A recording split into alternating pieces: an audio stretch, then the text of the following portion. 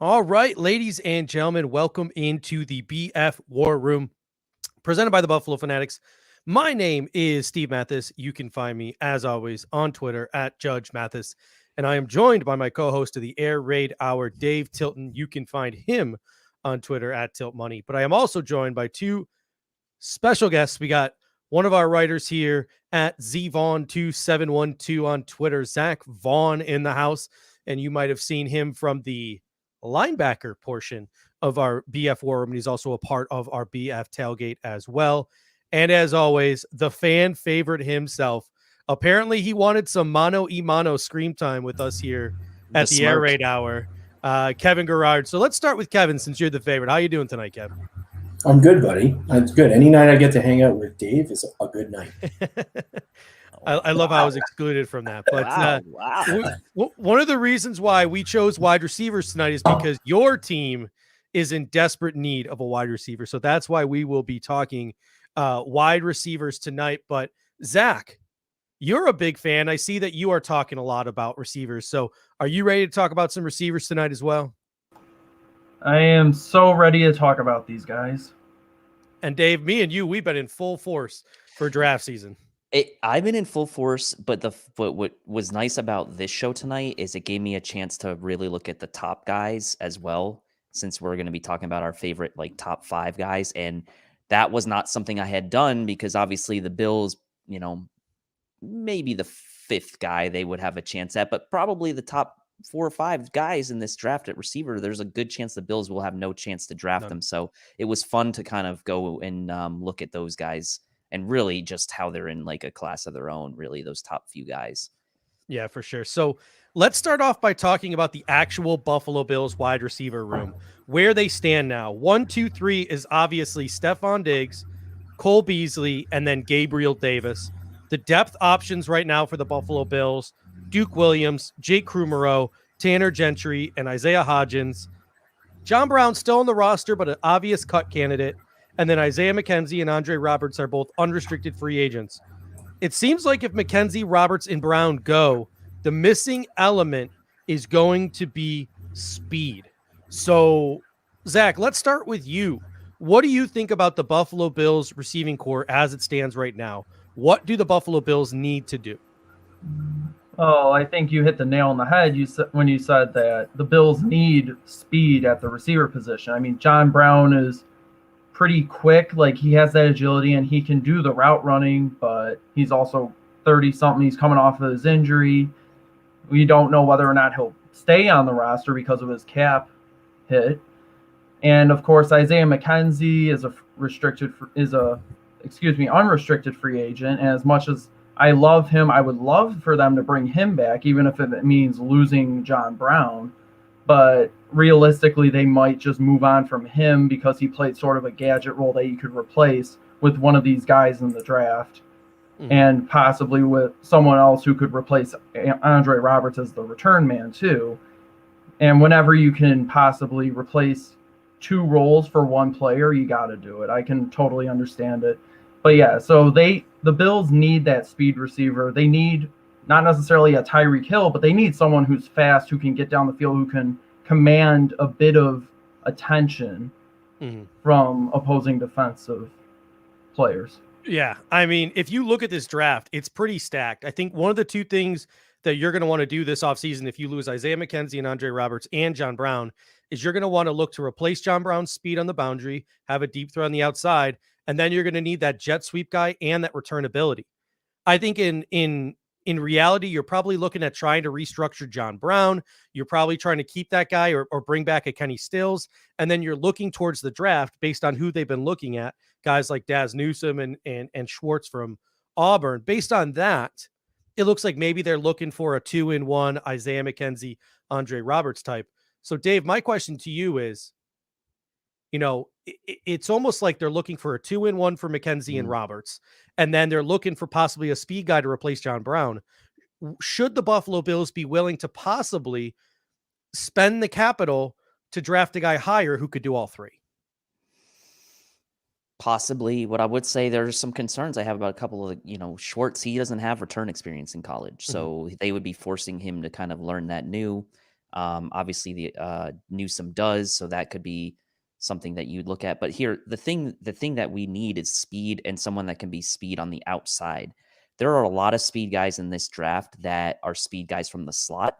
And although we know Tyreek Hill is a freak and he's like obviously what we're all striving to have, and he can play, he plays the slot and he plays the outside even as a shorter guy. There's not very many guys in this draft that can do that other than those guys at the top. So if the Bills are willing, to move up a little bit in this draft, then I think that's the only way you're going to get a guy like that. Now, there are a couple guys that are capable, but they're going to be a little bit lacking in one of those three categories. Either they're not going to have the pure burner speed that you would want on the outside, or they're not going to have the return ability, or, they're not going to have, something else that the Bills are looking for in that. So you're going to have to compromise if you stay put where you are. And especially as you kind of move through the rounds, if you don't take a guy at 30, like if one of these top 5 guys that we're going to talk about doesn't fall, then you are going to have to compromise somewhere. And I think it's fascinating to talk about because to me, I was trying to find John Brown replacements, and like there are guys that have some traits that you would like to see on the outside from a boundary guy as a speed guy. But to be honest with you, there are more guys in this draft, in my honest opinion, that fill the dual role of Mckenzie and Roberts. And those guys seem to be easier. I don't want to say easier to find, but there seem to be more of those types of guys in the middle rounds than there are guys that you would feel comfortable replacing a John Brown skill set. There are a lot of guys I could see replacing or mirroring like a Gabriel Davis skill set, but that's not really what we're after. We're after more of like the speed outside guy. And those are going to be, you got to pick your spots with this. So yeah, just to wrap it there. I mean, unless you go after, like a Jalen Waddle or somebody like that's not going to get to you, then you're going to have to compromise somewhere. And I think that's the point. We're going to be talking compromise tonight. Where do you compromise with some of these guys? Yeah, no, I love your point there. And before we get to Kevin for an outsider's perspective on the Buffalo Bills depth chart, we have Buffalo Fanatics Bing Squad member Sheldon Cole coming in. He says, wasn't happy about not seeing Stills on the grass for the Bills, but yeah, it honestly seems to me like Kenny Stills was brought in as John Brown insurance last year. And it almost seems like the Buffalo Bills wanted to get a look at Kenny Stills in case a guy like John Brown wasn't back this year. So if the Buffalo Bills have to make John Brown a cap casualty, they can easily go out and probably get Kenny Stills for a third of the price, like 1 year, $2 million, 1 year, $3 million, as opposed to the $8-9 million. If you can't restructure John Brown, and he's already used to the playbook, he's already used to the facilities, he's already used to his teammates. So to me, Kenny Stills last year was insurance, which we never needed because most of those guys, except for Gabriel Davis, probably shouldn't have played in that AFC Championship game, were healthy or got healthy. And, but it could be a possible look into what the Buffalo Bills need in 2021. I was going to go to Kevin here for an outside perspective, but we lost our man, Kevin. So let's go right to it. And when Kevin comes back, the top 5 John Brown replacements. That's what I want to start off with today. The top 5 guys that we could go after in the draft that could possibly replace the production of John Brown and sort of platoon with Gabriel Davis on the outside. We're talking about those vertical speed guys. So here are my top 5 John Brown replacements. And the number one rule I had going into my top 5 was if the Buffalo Bills have a confirmed virtual visit with this person, I put them on my list. Even if I didn't think they belonged in the top 5, I put them on my list. The Buffalo Bills had a confirmed visit. So those guys will be on my list. And there are plenty of guys who obviously didn't make my list. So as I'm rolling through my top 5 here, I want your guys' critique of these players. And I obviously want the people in the comment section to critique these players and add in any names that I might be missing. So I'm going to start with my number 5 here. I'm going to go with Rico Busey from the University of Hawaii. 6'2", 193. So you like his size on the perimeter there. He's explosive, dynamic athlete, 4.4 speed, solid route runner. He's a big play threat. He's a willing blocker in the running game, and he's got some return possibilities. He didn't do much of it at Hawaii, but he's the athlete who could possibly come in and do some of that return type stuff. So, The one downside to Rico Busey is he lets a lot of balls into his chest. He's not much of a hands catcher. That is one thing he has to work on, but he's sort of a round 5 to 7 type of guy. So any of you guys have any thoughts on Rico Busey from the University of Hawaii? I mean, the one concern I would have is that big injury he's coming off of, right? I mean, he was in North Texas before Hawaii, transferred to Hawaii after he basically told the team he wasn't going to come back after that ACL injury he had. And his production from a yards per catch standpoint really dipped once he got to Hawaii. He was like a 15 yards per catch type of guy at North Texas, teammates with Jalen Darden, who we're going to talk about later. And then that dropped to 8.8 in his senior year with Hawaii. So while I don't disagree with you, Steve, that he does have that vertical speed, and as a late round guy, these guys are all going to have flaws, I would worry a little bit that maybe he's still a year removed from being maybe back to where he was when he left North Texas. Yeah, and that's the thing with ACLs too. It usually takes you like 2 years to fully come back. So it'll be really interesting to see if, I mean, he's also at I think a huge disadvantage playing for Hawaii. His pro day, if it's out in Hawaii, he's going to struggle to probably get some scouts out there. So hopefully some people can get some eyes on this guy, because medicals are going to be tough in this virtual environment. Zach, do you have any thoughts on Rico Busey? Well, first I'd want to say is I would assume that actually scouts would kill to get out to Hawaii to scout this guy because, it's Hawaii. But as for the player himself, I haven't really done enough research on him to really form an opinion about him. All right. So let's move on to number 4 on my list, as we also welcome Kevin back to the stream. Sorry, lads. You're all right, man.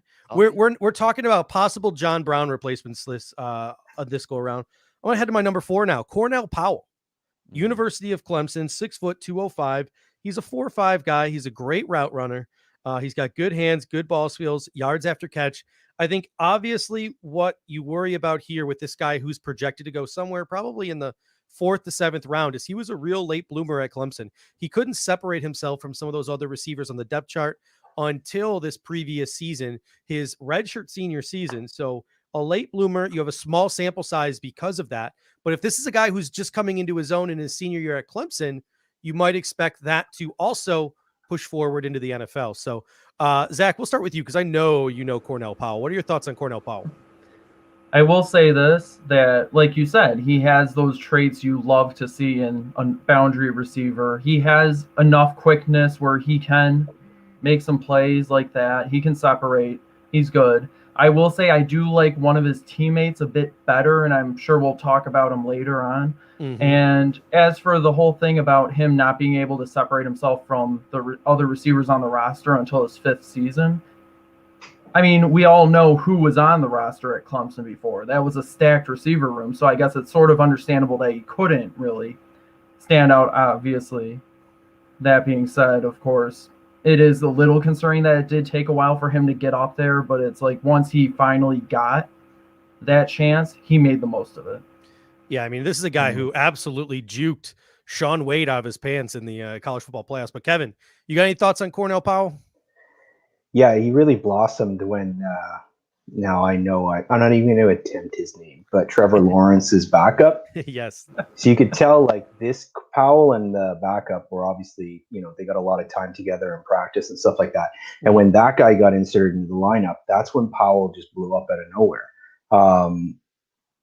He just seemed to have a little more confidence in him. And, it actually kind of reminds me a bit of when last year, when Fitzpatrick just had confidence and started lobbing 50-50 balls up to Devontae Parker.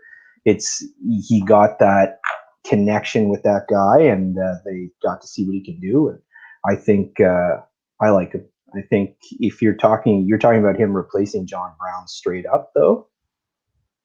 Yeah. He would platoon with Gabriel Davis. So you're just looking for a quality outside receiver as opposed to a number 4 receiver who's got that outside flex, who can maybe platoon with Gabriel Davis and take some of that pressure off of him. Yeah, like if you get him in the right round, then I like Powell. Yeah, you don't want to take him too early because it is concerning that he had like an 8-game stretch kind of deal over his whole career, but the potential's there. Dave, any thoughts? Any parting thoughts on Cornell Powell? No, I mean, what you guys said is right. I love his frame. I love his body type. The one He concern looks like Mhm. DK Light, man. That guy got he great juice. does. He does. My concern is, again, if we're looking for kind of like that vertical speed element, I don't know that that's really his game. Now, it will be interesting to see if he runs a 40 time. If that comes in anything under 4.5, I think you might see him to creep up. But I don't expect that to be the case with him. So Who knows, Dave? This year everyone's running 4.2s. yeah, well, yeah. But I think there are better John Brown replacements that could come in and have more of an immediate impact. Although I do like Powell's long-term prospects in the league in general. I just don't know that I really like him as a true replacement for John Brown. Because I was fuzzy. Did you guys mention Tutu Atwal or not yet? We have not. Oh, okay. We'll get to them. Don't worry. We'll get to them. So coming in at number 3 on my list, like I said, every single player that the Buffalo Bills have confirmed spoken to will be on my list. So this is a name that I was familiar with, but I never really thought as a possibility for the Buffalo Bills until it was confirmed that they met with him. And that's Dax Milne from BYU, Brigham Young University. He's a 4'5" guy, but he played a lot of boundary at BYU with Zach Wilson, 6 foot 190. He's got a great release off the line of scrimmage. Going back, watching his tape, that dude gets off the line of scrimmage and, he makes cornerbacks question things with his get off. He's a hands catcher. He's really good getting it to the catch point, those contested catches. He's a plus route runner. And one of the things you notice watching him play with Zach Wilson is Zach Wilson liked to scramble out of the pocket a lot. Something that Josh Allen really likes to do, scramble out of the pocket and make plays out of the pocket. And what Dax Milne really seemed to specialize in is kind of what Gabriel Davis and Cole Beasley and Stephon Diggs were doing for Josh Allen last year. Josh Allen scrambles out of the pocket. They make that adjustment and get to the open area. And Josh Allen was able to make a play on the run. Dax Milne did a lot of that with Zach Wilson at Brigham Young University. He was Zach Wilson's favorite target for that reason. And this guy just is, he makes plays. He finds a way to make plays, even though he doesn't look really maybe totally the part. And you have concerns with him in the National Football League with that lack of speed. Will it hurt him at the next level? Will that contested catchability really, and that ability to get off the line, will that help him will that still be able to help him when he gets to the National Football League? And he might not have that true speed, but he's a projected round 4 to 6 type of guy. Dave, we'll start with you. Any thoughts on Dax Milne? Yeah, I mean, he's good contested catch guy, good route runner. I mean, to me, he would have to kind of be able to, I wouldn't want to say like to this level, but he would have to kind of be a Stevie Johnson-esque route runner to really succeed in the NFL. Not maybe necessarily at that good, but with the lack of speed, if he's going to be playing boundary, I think that route running is going to be really critical for him. And he does have that going in his favor, the ability to kind of go up and get the ball. He seems like a guy that is better. Like you would watch him and you're like, wow, he's like makes these sneaky good plays in the games. But then when you like would see him like in something like the combine or at practice, you'd be like kind of like shaking your head like, oh, ho hum, like who is this guy? But then when he actually plays in the game, that's where he really shows up. So he's more of like a game player, I would say, than he's going to do well like at a combine situation. And there are always guys like that every year. And he seems to be that type of guy to me. Yeah, we have a comment here from our man Buff Hub over at Buffalo Rumblings. He says, I think we have John Brown's replacement. He just isn't groomed yet, and that's Gabe Effin Davis. Here's what I'll say. We're not looking to replace Gabe Davis. Like, that's not the point of this thought experiment here, ranking our top 5 John Brown replacements. I think what we would like is another speed option because that's what's lacking. Perimeter speed. Because say Gabe Davis gets hurt, or say Stephon Diggs gets hurt, and you look at this roster, who's going to play on the outside? Is it going to be Tanner Gentry? Is it going to be Duke Williams? Is it going to be Isaiah Hodgins? Like, who plays on the perimeter? Because Cole Beasley's an inside guy.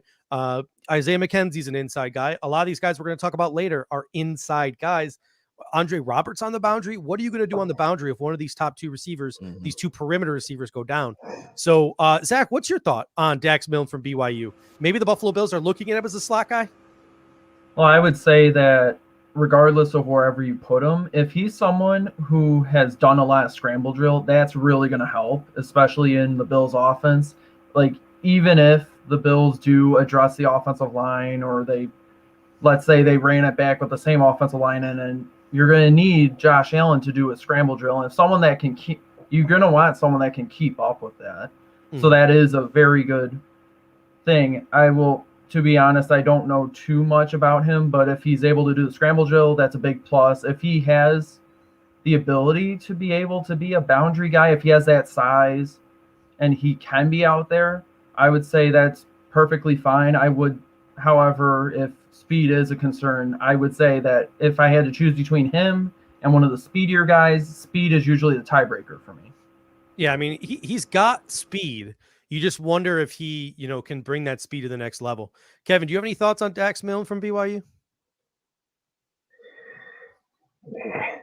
I don't know. That guy in particular, like, he seems like a poor man's Diggs. Like, the stuff that he would do well, I would assume he would be the kind of guy that you would put in like the routes and the kind of the plays you run for Diggs.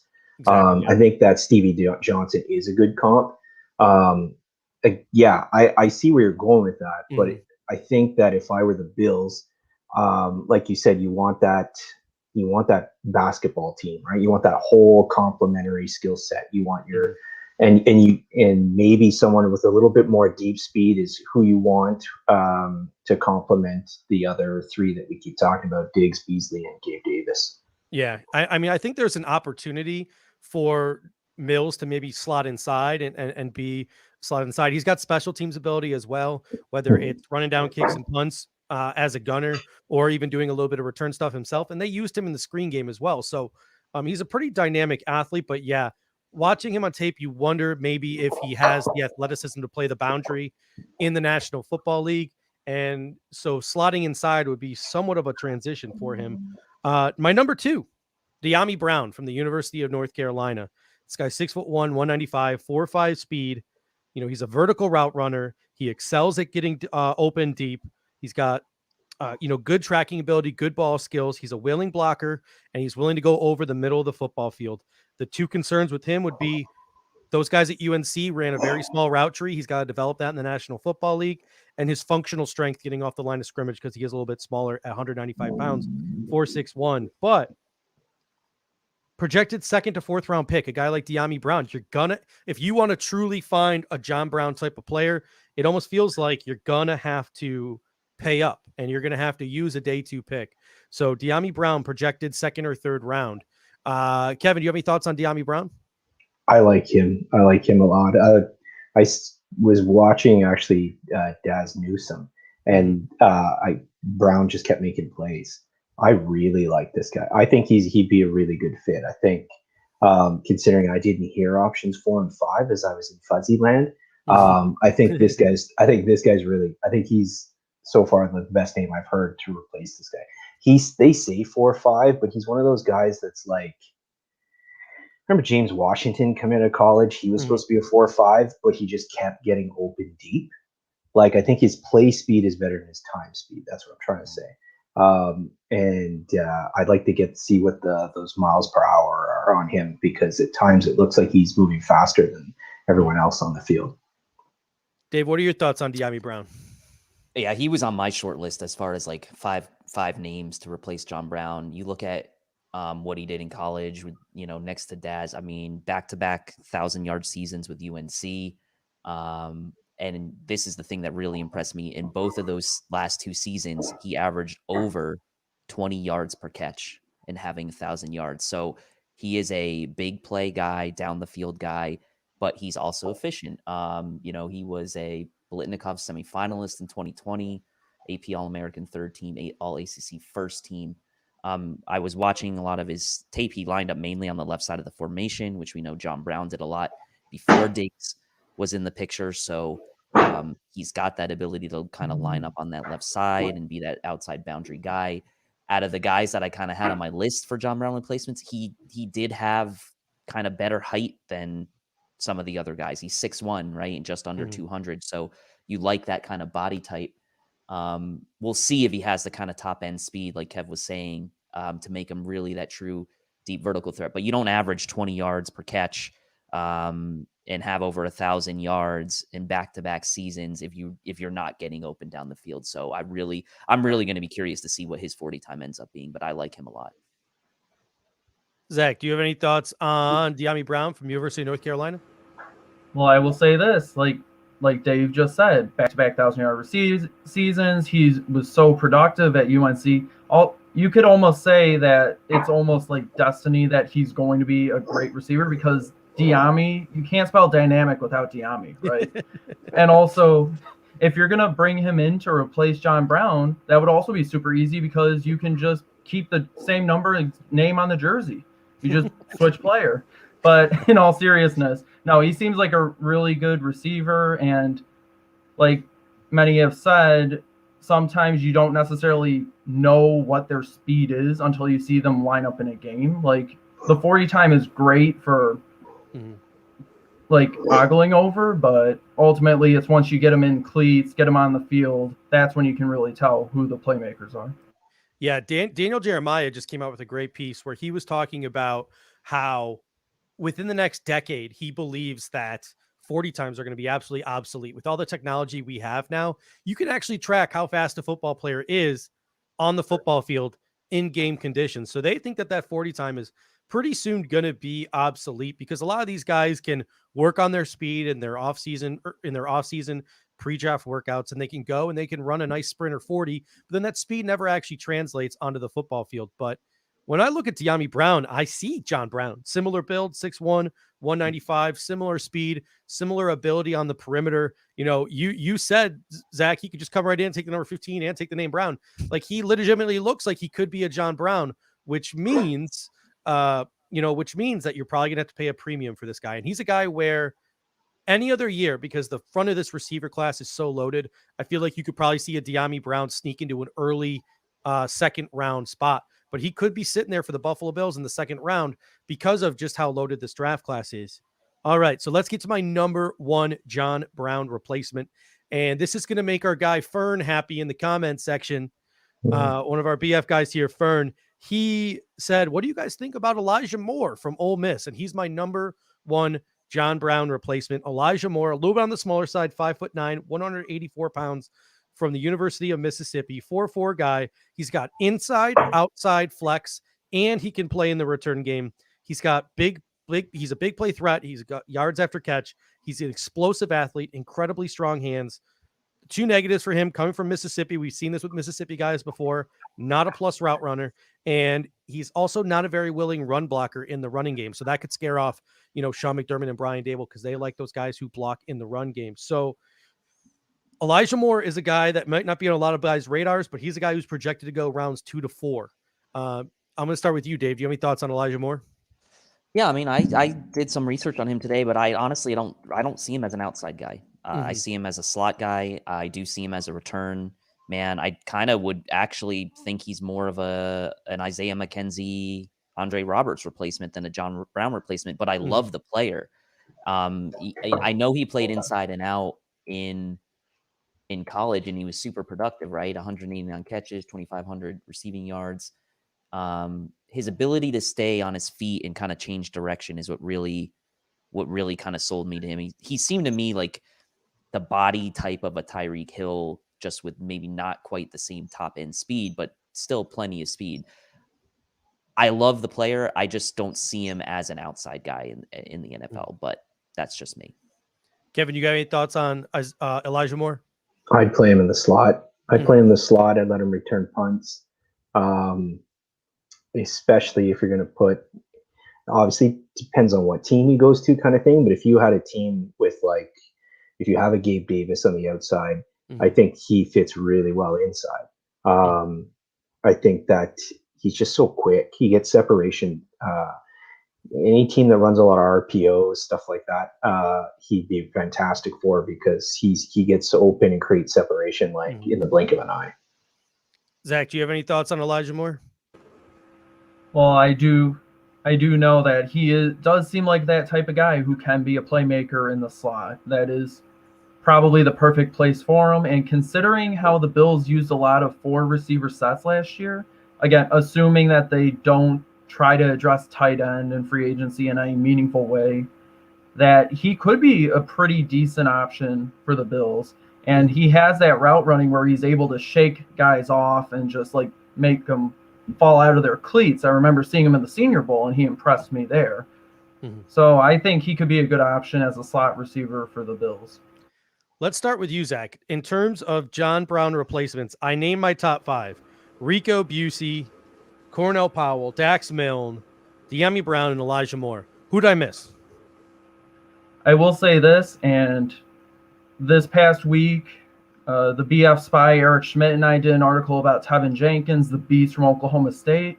While I was watching his film, the one guy that consistently kind of distracted me from Tevin Jenkins was Tylan Wallace, the receiver number 2 out there. Every time I watched Tevin Jenkins, I would see him do something, either an extraordinary catch or just the route running or just his pure athleticism that I saw.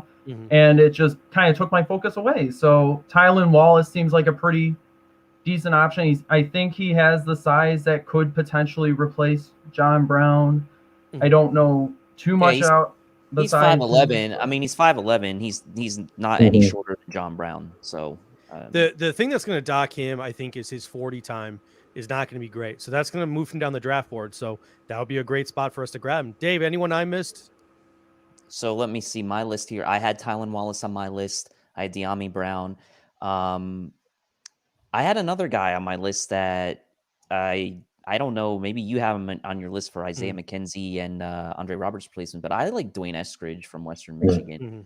5'9", 189. Look, he was a defensive back. He switched back and forth from being a defensive back and receiver.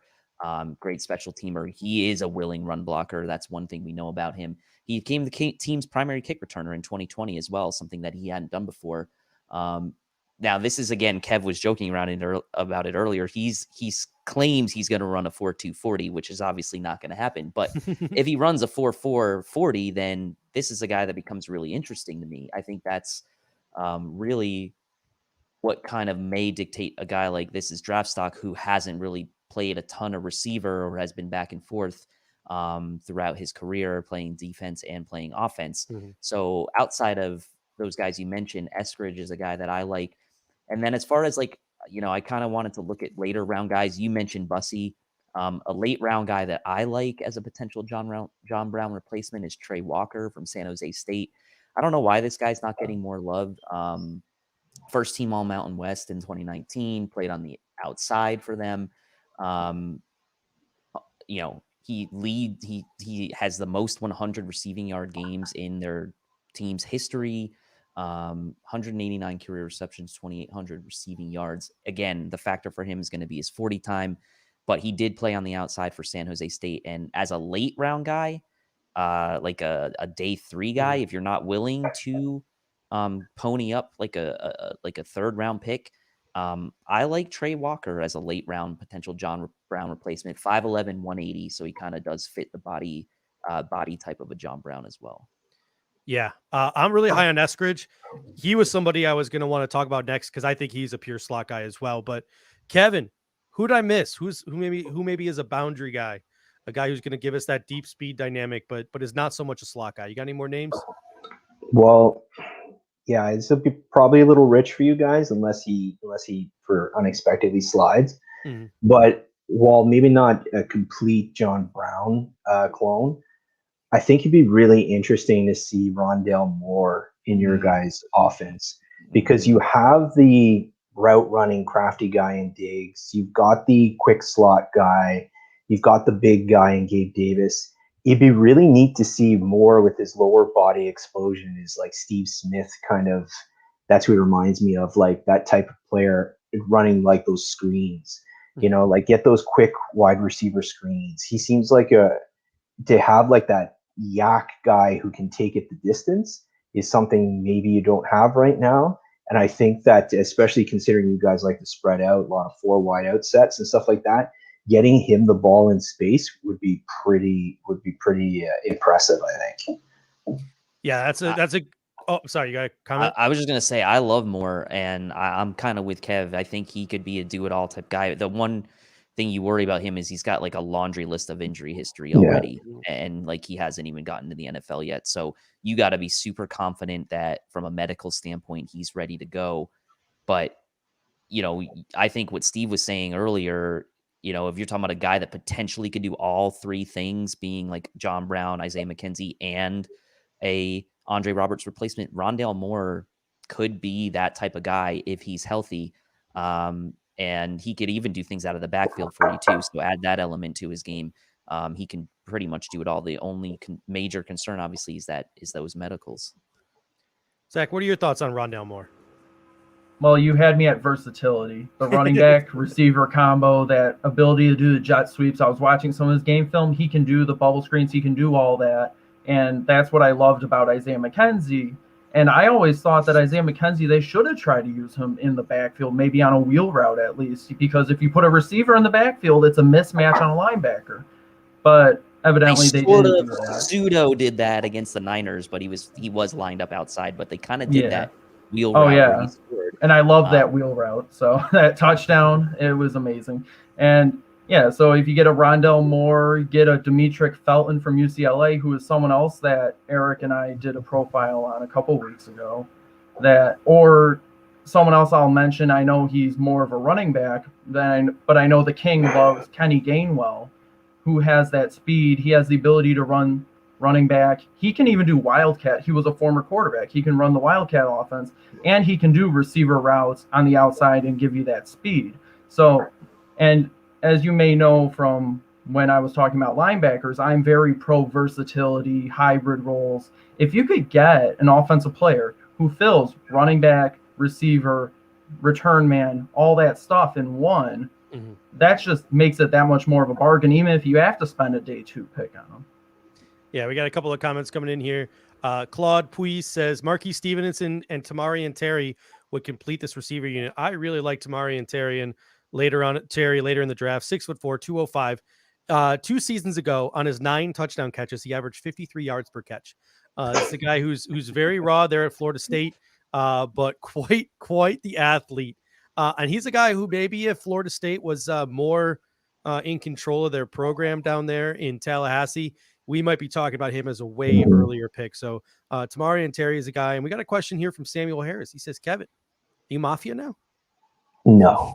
He would never be. We have a special part at the end of the show just for Kevin. We're going to be talking about the top 5 wide receivers just for Kev and the Miami Dolphins. But Jacob Schranz comes out, says, leaving out Dez Fitzpatrick. I've never been a big fan of Dez Fitzpatrick. Does anyone here have any thoughts on Dez Fitzpatrick from Louisville? Well, I'll say that I was very impressed by him in the Senior Bowl. I know that may not carry a whole lot of weight in the scouting process, but seeing him make those catches in traffic, that ridiculous catch over the defender, but I kind of thought more of like a Gabriel Davis type than anything else. And like I said, my focus has been more on the speed guys. So I don't know if the Bills would draft him. He'd be an interesting guy to keep an eye on, and maybe they take him if he's best player available. And I wouldn't put it past Bean to draft multiple receivers in the same draft, considering they did that both times they drafted receivers. And again, I don't want anyone like in the chat section to think that this is Gabriel Davis disrespect, where we're talking about finding that John Brown replacement. Like I said, we want another body on the outside that has speed. But if you think about Gabriel Davis going into year 2, this is a guy who is deceptively fast, because like he is kind of a speed guy. Gabriel Davis, he could run in that 4.4, 4.5 range. Like he could run with some of the best of them on the outside. He's going to go into year 2 with a full off season with guys like Stephon Diggs and possibly John Brown there to tutor him and bring his game along. And you can see him even like after his first NFL season, continue to work on his body and continue to work on his speed and change a little bit of how he's built athletically. And you could see a guy like Gabriel Davis really pop in year 2 and become 1,000-yard receiver. So this is not a knock on Gabriel Davis. This was more a conversation about finding another deep threat in case one of these 2 guys on the outside goes down. Because if we lose John Brown and we lose a guy on the outside. It becomes a lot harder for guys like Stephon Diggs and Cole Beasley and stuff when we don't have multiple guys who can take the top off of defense. So no disrespect to Gabriel Davis. I would say it's the opposite, right? The Mhm. fact that we're not trying to find guys that have his same skill set means that we are confident in his skill set, right? Mhm. Like we don't need to Yeah. find that skill set. Again, we need the speed. So I'm with you, Steve. Like that, I Yeah. totally agree. Pierre says, since Josh Doxson didn't pan out, I've questioned how I evaluate receivers. Pretty much since guys like Josh Doxson haven't panned out, I've pretty much questioned every receiver that doesn't at least run a 4.5. Like any receiver that clocks in at a 4.6 or over, I'm just like, yeah, I don't know about them. Like those big guys in this draft. And that's why I'm glad we have Duke Williams, Jay Krumero, Isaiah Hodgins, Gabriel Davis, who's a bigger body. We're probably going to go out. We're probably going to focus on tight end this offseason. I don't really think the Bills are going to be in the market for those bigger type of receivers. And I'm glad because I think those are the toughest ones to really evaluate. Yeah. And I Who's think the guy you guys took in the first round, like years ago? James Hardy was second round. Yes, Second round. Rest in That's my peace. second Rest in thing. peace, James Hardy. Oh yeah, that guy. But yeah, I don't know if you know this, Kevin, but he's dead. Oh, I didn't know that. Yeah, he's dead. So Yikes. rest in peace. I also have honorable mention for Amir Smith Marset from the University of Iowa. Obviously, the Buffalo Bills scout the University of Iowa heavily. 6'2", 190. He's got that deep speed. He's got return skills. He's a vertical receiver. So he's a guy who could be a steal late because he's got all the intangibles. He just wasn't used a lot at the University of Iowa. So let's move on now to, I've seen a ton of names thrown out in this comment section. Tutu Atwal, Marquez Stevenson, Jalen Darden. Like I'm seeing all these names. And I'm like, hold on, hold your horses. Now we're there.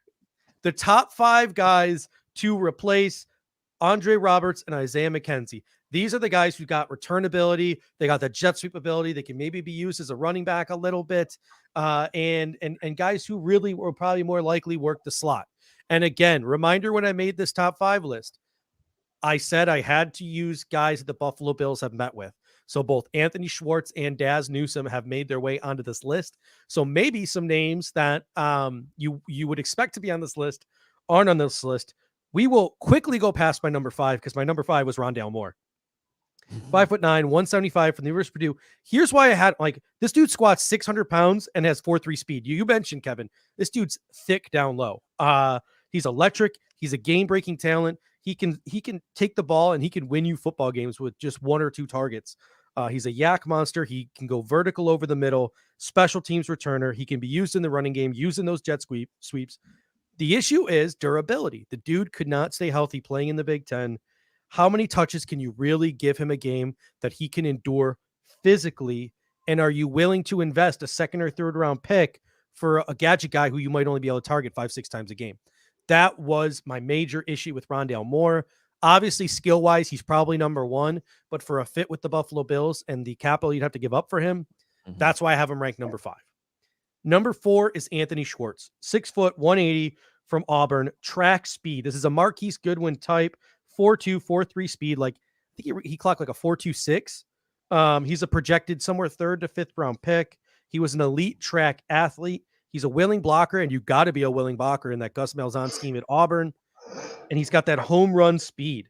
My issues with Anthony Schwartz, that offense at Auburn was not conducive to the NFL game, so he's going to need some time adjusting. And he's not the bounciest athlete in the world. He's a fast guy, but he's not really bouncy. You're not going to see him pop off a lot of defenders once he gets hit. So those are my issues with Anthony Schwartz, but that speed cannot be ignored. Also, don't forget he does not have experience returning kicks or punts. Yes. So, so you want to talk about Anthony Schwartz a little bit, Dave? Well, no, that was I mean, he's on my list, and obviously we've talked him on before in our mock drafts, but I purposely kind of left him off my Isaiah McKenzie, Andre Roberts replacements. I did not consider anybody on my list who did not at least have some experience returning kicks or punts in college. Now I know the Bills met with him, so it's smart for you to put him on there, but that was just my criteria for when I was looking. And that's why he came in at number 4 on my list. Kevin, you got any thoughts on Anthony Schwartz? Oh, I've been struggling to think of the room. Who's the guy that Baltimore took last year that is like almost identical to Schwartz? Yes, Devin Duvernay. That's who he reminds me of. So like straight line speed, no real side to side. If he gets a crease, he's gone. But I don't know. Yeah. I'm not as big on him because I don't think he has the lateral ability. I don't think he's a great receiver, and like you said, he doesn't have any return experience. You're just hoping that the speed will eventually pay off. Which my comp for him as a track athlete was Andy Isabella, who hasn't quite panned out there in the desert. So that's my concern with him as well. But Zach, what do you got on Anthony Schwartz? Well, like you said, obviously the speed is very appealing. And like I've said, that is a big thing for me, is finding a speed guy. However, when you brought up the Marquise Goodwin comparison, it also gets me thinking, okay, how would he be durability-wise? Because Marquise Goodwin has had his fair share of injuries in the league. And also, we even saw with John Ross, he had that blazing speed, but never really panned out in Cincinnati. He never lived up to the hype there because of that 40 time. So while I appreciate the speed he has, there also has to be something else with it. And like Dave said, if you're going to replace Andre Roberts, you need to be able to return kicks and punts. Yeah, and that brings me to my number 3, a guy I know you guys all know a ton about. That's Amari Rogers, 5'10", 210 pounds. He ran a 4.46 40 at Clemson's pro day, so you know it's fairly accurate. This dude's built like a running back. He's got kick and punt return experience. Big time school, big time games, big time competition. He was one of, if not the best corner or wide receivers in the Senior Bowl. During the Senior Bowl, guys like him and Shi Smith really stood out. Don't have Shi Smith on my list or Wap Tyler because those guys are very much slot guys only with no real return ability. But he worked from the slot like a pro in the ACC at Clemson. I think the issues with him come from his ability to make like contested catches. Like you're not going to see him go up and get the ball at the catch point, but not every receiver is perfect that you're going to get in the middle rounds of the draft, and he's projected rounds 3 to 4. So Zach, I'll start with you. What do you think about Amari Rogers? Oh, I definitely agree. He belongs in the slot. He is really good. And I will say this, when I watched him again in the Senior Bowl, he made those couple really nice catches, that touchdown. It was spectacular. I don't think I've ever seen somebody with that size, 5'11", 200-something pounds, that wasn't a running back, let alone somebody that size making a spectacular catch like that in the end zone. That just really wowed me. And then, obviously, he was at Clemson. He was in the ACC. He had Trevor Lawrence. He was able to show why he should be going day 2. Mm-hmm. Dave, what are your thoughts on Obari Rogers? I mean, nothing really more to add than what you guys already said. What Zach said is kind of really interesting to me with Rogers. He's like a running back's body, right? I mean, he screams running back's body, but he's a receiver, and he has that return ability. So on top of all those things you guys mentioned, I mean, he's going to be stout, right? When it comes to making those catches over the middle, he's going to be stout as far as, getting every yard he can, getting upfield. The Senior Bowl you mentioned. I like Amari Rogers. I think that as a day 2 pick, pretty high floor for him, I would say. Kevin, any thoughts on Amari Rogers? Yeah, if Jamison Crowder had a bit more speed. I like that.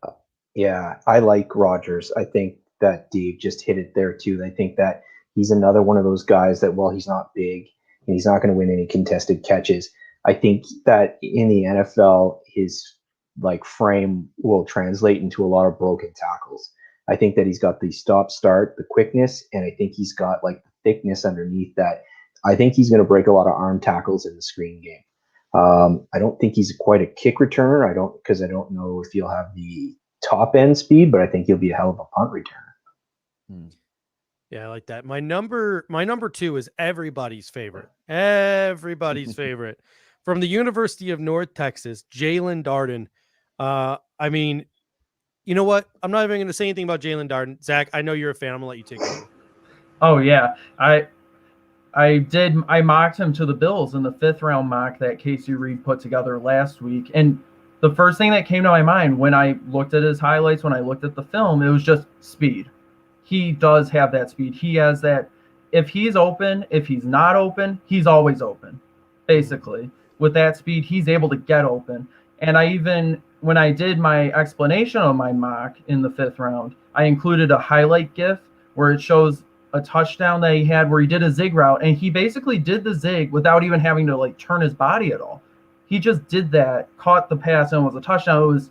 It really stood out to me.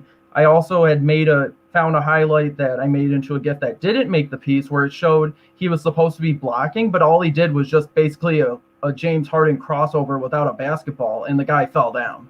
So that the fact he's that shifty and that elusive, and he's able to make guys miss like that, that's why I will say that I kind of fell in love with him because of that. And that's why I would say a 5th round pick would be worth it for the Bills to replace Mckenzie and Andre Roberts. Dave, we talk about Jalen Darden here, and I know on TDN he keeps slipping further and further down the draft board into like the 7th round. And those guys are pretty connected there when they put together their consensus board where they think guys will be drafted. All of those guys have sources with the National Football League, but this guy screams Deontay Johnson to me, a guy who everyone thinks is going to be a 6th, 7th round pick, who somebody's going to take in the 3rd or the 4th round. Everyone's going to be like, what the heck? Do you think Jalen Darden will even be available to the Buffalo Bills in the 5th round when they have those 2 picks there? No, I don't think he will. I think if you're the Bills, you either have to take him with your 3rd round pick, or you have to come up with a way to find a trade that gets you a 4th rounder, right? The Bills don't have a 4th rounder right now. 4th round really seems like a sweet spot for him as far as getting him while you can and possibly getting him at a better value than if you were to have to take him in the 3rd. I mean, obviously, he's probably down there right now because of his size. He's only 170 pounds, but he has that electric game-breaking ability, you know, lesser competition at North Texas, obviously erratic quarterback play there. But if you're talking about a guy that can purely replace like the return ability of an Andre Roberts, he can do that. And he can do all the things Isaiah McKenzie did for you on offense. If you don't expand what you were doing with Isaiah McKenzie, Jalen Darden can come in and do those things. He can run jet sweeps. He can do those simple plays where it's not going to be something where he has to like really know a ton deep into the playbook to be able to contribute. So I think that's probably it. And I think that if you're the Bills and you somehow were able to kind of find a way to get a 4th round pick in this draft, then that seems to be the right spot to take him. I'm with you. I don't think he's making it to the 5th round.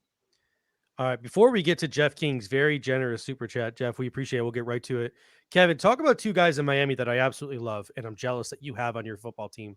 One of them you might not have for much longer. Talk about Jakeem Grant. Talk about Albert Wilson. And talk about when you actually have a quarterback that's not Ryan Tannehill. what those 2 guys can give to your – that's not Ryan Tannehill with Adam Gase, can provide to an offense.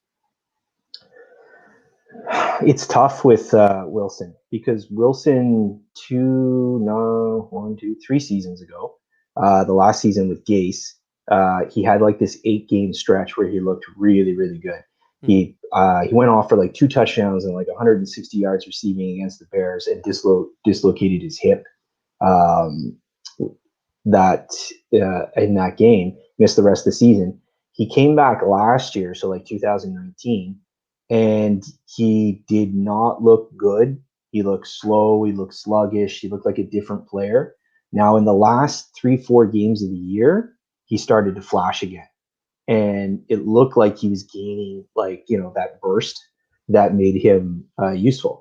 He's not really a great returner, but for screens, gadgets, that sort of stuff, I remember the good year he had with Miami. He even scored off like a shovel pass out of the backfield with like 58 yards. He's got really good speed. He's a good player. So now this year he opted out because of COVID. So I haven't seen him play well since like 2018. So he's probably going to be a cap hit. They'll probably release him. He's probably a guy that you guys could bring in if you wanted to. Hell but yes. I don't think he's a return guy. But if you want to bring him in, bring him in. But I just don't know what you're getting at this point because it's been so long since I've seen him play. Yeah, I just meant more like as the type of player, like as that gadget guy. I think Jalen Darden, I think kind of fits that mold.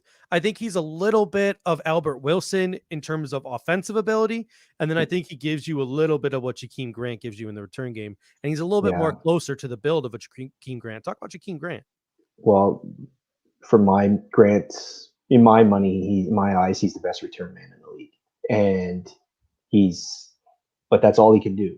We tried to put him in an expanded role this year because he gets open. He can't catch the ball. So many drops, hands are inconsistent. Even when he does catch the ball, he doesn't catch it cleanly. has to break momentum, he gets tackled. But if you just signed him as a pure return man, hey, he's fantastic. Mhm. He's last year he was second team All Pro. Year before, I think he got robbed, but I think the year before he was the only guy to score on a kick and punt return touchdown the same year. He's really good. So he's kind of like, if you're going to put him in the Andre Roberts role, Roberts doesn't play a lot of offense and he's just returning kicks, then Jakeem Grant's definitely a guy that you would look at to replace that. If you're looking for an Isaiah McKenzie, which I see where you're going now. So Isaiah McKenzie's Albert Wilson and Jakeem Grant is Andre Roberts, that sort of thing. Mhm. Again, buyer beware with Wilson. If you get 2018 Wilson, then it's a really good replacement. If you get like 2019 Wilson, he just doesn't have the speed or explosion that made him special in the first place. Yeah. Jalen Darden's a young, springy guy, so I'm hoping we get like prime Albert Wilson when we get him. But a couple of things here before we move on. Jeff King coming in with the super chat, awfully generous, $100. He says, "Gentlemen, good to see you. It's always good to see you, Jeff. Forgive me for coming in late, so I am to assume we got rid of Brown, McKenzie, and Roberts, or we're just speculating. We are just speculating here tonight. It's a little bit of a thought experiment, sort of. If John Brown is gone, if we have to cut John Brown, how do we replace that boundary speed? Because really the only speed we have on the boundary is Gabriel Davis, Stephon Diggs, and then what? Tanner Gentry and Andre Roberts. The Buffalo Bills would likely need to bring in another player that gives you some perimeter capability. And if we do happen to lose Isaiah McKenzie and or Andre Roberts, we're going to need a guy who can work in the slot, who can do those jet sweep type of things, maybe play a little bit of running back. If we can't get a speed running back, and do the return things that Andre Roberts does. So just a little bit of a thought experiment tonight, talking about the wide receivers that could be a possibility. Obviously, this all could change after free agency. And Jason Humbert, welcome to the Bing Squad. Bing, bingity, bing, my best Rico impression. You're a regular and you just became a YouTube member. So we always appreciate you, YouTube members. Thank you for joining the Bing Squad, Jason. We are lucky to have you. So, on to my number one, and this is a guy the Buffalo Bills have met with, another guy that I'm sure you guys are familiar with. And Kevin, I'm going to go to you first. Daz Newsome, 5'11", 190 from the University of North Carolina. Probably a round 3 to round 5 type of player, probably earlier than later. But in this draft, it's wild. Anyone could slip. What are your thoughts on Daz Newsome? I don't think he's a good fit for the Bills. Don't look at him. Just leave him on the board. Oh, because you want your Miami Dolphins to draft him, don't you? That's correct. Yeah. No, he's explosive. He's dangerous with the ball. Looks like he'll be a good return guy in the league. I agree with where you've got him placed on this list. Like if you're looking for that type of replacement, I really like Daz Newsome. I'm hoping that we scoop him up. What are your thoughts on Daz, Dave? Yeah, I mean, he was definitely on my short list. I had him highlighted here. 1,000 yards, 10 touchdowns as a junior in 2019. Third all-time at UNC in receptions with 182. Fearless over the middle. He reminds me of Cole Beasley in the way that when he catches the ball, he's immediately getting his momentum upfield, like sort of as he's catching the ball. So he's not going to be shorted on yardage, right? This guy's going to get every yard out of every catch. And he can come in and be a punt returner for you on day one, most likely. So UNC used him out of the backfield. They love to run this play where they would swing him around the back of the quarterback and kind of flare it out to him from the backfield. They did that multiple times. They did it against my Wolfpack. They did it against many ACC teams. So he can run those jet sweep type plays. He can run out of the backfield. So certainly a great fit, I think, for an Isaiah McKenzie replacement, and as a little added bonus can help you out in the punt return game. Not so much a kick returner, but a punt returner. So again, that compromise we're making there is that maybe he doesn't come in and be, a huge kick return guy right away, although I think he could given his punt return prowess, but definitely a guy that can fit that Isaiah McKenzie role, and a guy that has been the bane of my existence now for 4 years at Carolina. I'm glad to see him go, and it would be a bittersweet if the Bills picked him up. Yeah, we got a comment from Trek Reviewer in the comment section. He says, do we still have Kenny Stills? We do not have Kenny Stills. He will be an unrestricted free agent, but if John Brown does become a cap casualty, we speculated on earlier in the show that Kenny Stills is the guy who is familiar with the Buffalo Bills system. You can get a lot of the traits that you get from John Brown, like that deep speed, the ability to go vertical on the perimeter. you can probably get him for half or a third of the price. So having Kenny Stills in our system, knowing our playbook for that back half of the season, could make him a front runner to replace John Brown if we have to let John Brown go. So then we can draft one of these guys that we're talking about, including Daz Newsome, who's met with the Bills. And all three of the guys that have met with the Bills. I put Milne on the boundary side of our conversation because that's what he played at BYU, but he could obviously move inside with his skill set. So, Zach, what are your thoughts on Daz Newsome? Oh, I absolutely love this guy. He has the speed. He has the ability to be a return man. He has good route running. He's able to cut and make guys fall out of their shoes. I remember when I was looking at Jalen Darden, I was also looking at Daz Newsome, but I thought he would go in the 4th round, so that's why I went with Darden. And one of the plays I saw was against Syracuse, where he was lined up against Andre Cisco, and he was being pressed by Cisco, and then somehow he was able to cut away, and it made Cisco fall backwards or something, and he got open. But it was one of those ridiculous plays where you knew if you have a guy with the agility to just cut and make his way open, that you got to go after him. And I would say even if you did bring back Isaiah McKenzie, go after a Daz Newsome or a Jalen Darden. You can never have too much speed on your receiving core. Yeah, no, I'm totally in agree with you. Daz Newsome is one of my favorites in this draft. I'm happy that the Buffalo Bills have met with him. Meet with all the North Carolina guys. Javonte, Chaz, Michael, Yami. Meet with them all. Love what they're doing down there. I know you're not, Dave, but I love what Mac Brown is doing down there in North Carolina. But, the notes I have for Daz Newsome, you know what? He's a slot guy.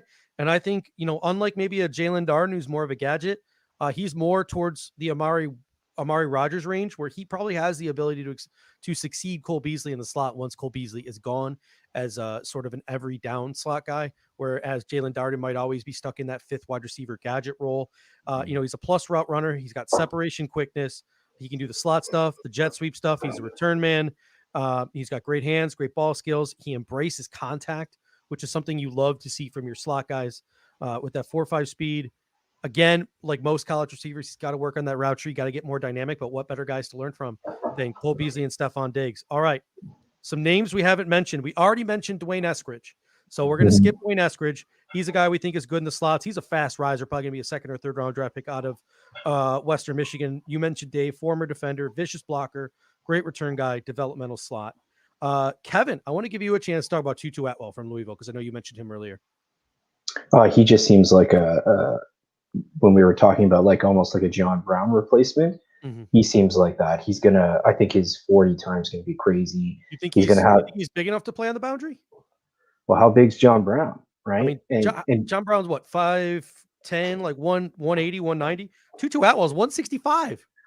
Yeah, 180. 180? You think he's John Brown's 190? I think so. Really? I don't know. I like Tutu Atwal's you're going to put him on the outside. He's going to force the safeties to respect his speed.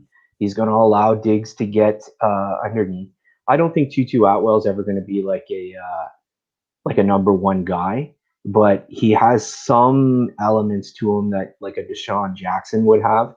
Whereas even at age 72, they're still lining up, 20 yards off of Jackson because you're worried about that speed. And that's, in essence, John Brown proved 2 years ago that he can be more than that guy.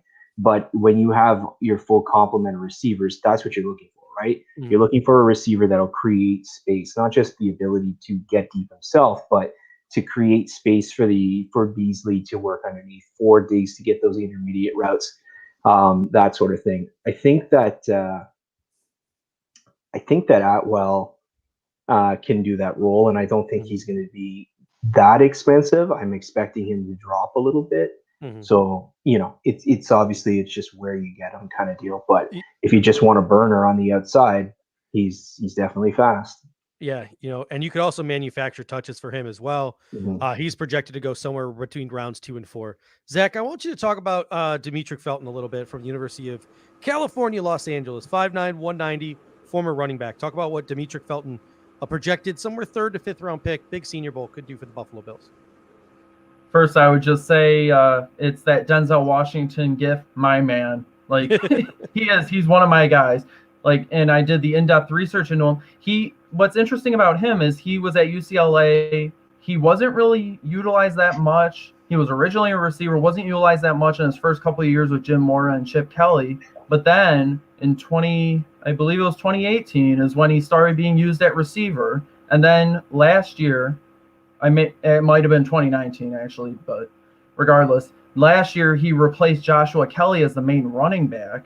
So he played receiver and running back, and then he went back to the Senior Bowl, lined up at receiver, and we all saw the route running tape that he put on and how he did in the game. He has that ability. He's able to work out of the slot. He can work at running back. And what's more impressive is that even if you use him as a running back, he can run receiver routes. So that's pretty nice to have on an offense. The guy who has the versatility, the guy who has that route running, and he has enough quickness to separate himself and get into the open field. And when he is in the open field, he is pretty hard to track down. Yeah, and he gives you the ability too if the Buffalo Bills don't address running back position. And our depth chart next year is Zach Moss, Devin Singletary, and Antonio Williams.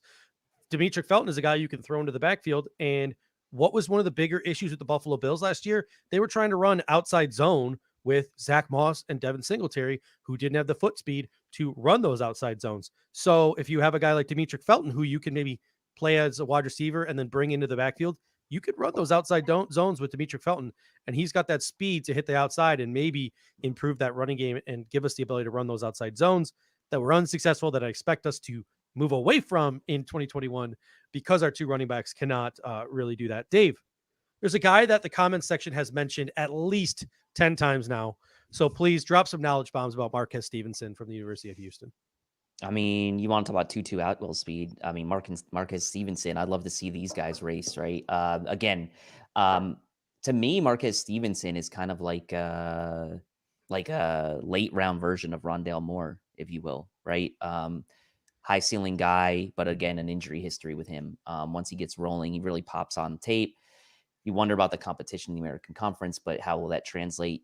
You know, guys from that program have come into the NFL and done okay. So I wasn't overly impressed, I would say, from his Senior Bowl reps that he had. It seemed like he got roughed up a few times in some of those reps. So you wonder about, you know, how he's going to hold up in the slot. But if you want speed, he's your guy. And obviously we're talking about Isaiah McKenzie and Andre Roberts replacements, 34 career kick return in college. So you want a guy that has kick return ability, he's the guy. 3 kick returns for touchdowns as well.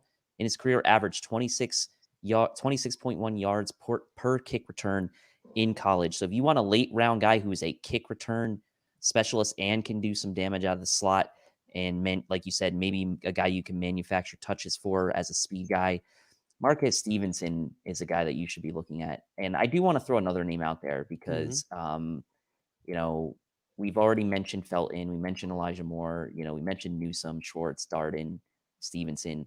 How about Cade Johnson? I mentioned San I was Jose. going to take that one, but go for it.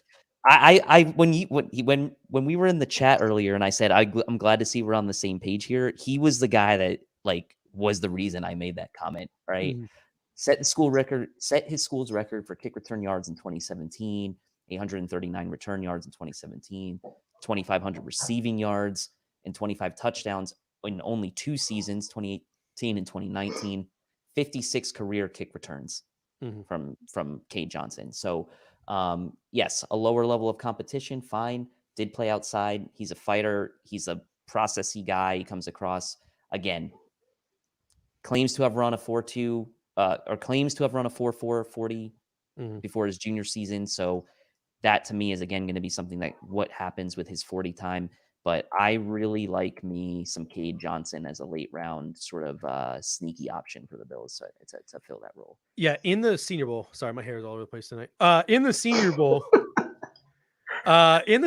like I said, I've gone full Levitard. I just gave up. But in the Senior Bowl, I remember watching him, and on 2 or 3 punts, boom, he was right there making the tackle as a gunner on special teams. So this is a guy who, if he's sitting there in the 7th round, you could take a receiver before him and then take this guy in the 7th round, and maybe he gives you an ability to not re-sign Tywan Jones, and you can go 3 running back, 7 wide receiver. So he's a guy who can maybe give you an ability to carry a 7th wide receiver. I love Cade Johnson. He can do it in the return game. He's got that gunner ability. He was making some really good catches in the red zone drills, like the sort of like fading away, sort of like contested catches in the red zone, those tough, difficult catches, the ones where you really got to contort your body. He was making some really good catches there. So Kate Johnson. And for a slot guy, I know he played outside at South Dakota State. He's a little bit bigger, right? He's 5'10", almost 190. So like he does have a little bit of meat to him for a slot guy. So you like that as well. All right. So did we miss anybody? Did we miss anybody in these slot guys? Is there any other names we want to talk about before we get we get in Kevin's world with these top 5 receivers here? Well, we know that Felton's going to be a bust now because Bobby likes him. Yeah, I mean, Bobby was a Chase Claypool guy. I know that's all he's got, right? He's living off that one hit in 5 years, and so that's the kiss of death. So I'm sorry, Zach. Once you get the Bobby Ray seal of approval, it's pretty much curtains for your career. Well, then I guess he'll just play running back. Yeah. Do you got any other names here, Zach, you want to throw out there? I mean, I think we pretty much covered them all. I know I had mentioned earlier that Kenny Gainwell, but I know everyone looks at him more running back, but he has that speed to go outside and play receiver. So I really like him. We talked about Darden. Obviously, anybody who can go out wide and do a wheel route and torch a guy, I'm in favor of. Yeah, I mean, we talked about, I mean, look, going through the list here, we mentioned Elijah Moore. We've mentioned Rondale Moore, Anthony Schwartz, Amari Rogers, Jalen Darden, Daz Newsome, Dwayne Escridge, Tutu Atwal, Demetric Felton, Cade Johnson, Marquis Stevenson. There are so many guys who can come in here and give you that guy you can manufacture touches for, the speed, some guys who can play running back, guys who can play the slot, guys with the turnability. I mean, this draft is loaded in the middle rounds. And again, we haven't even mentioned Watt Filer from Indiana, who doesn't really have return ability, but is a very good slot. Shi Smith from South Carolina, Randy Hardman's guy, who is also a very good slot, but doesn't really have the return ability. So there are other guys too.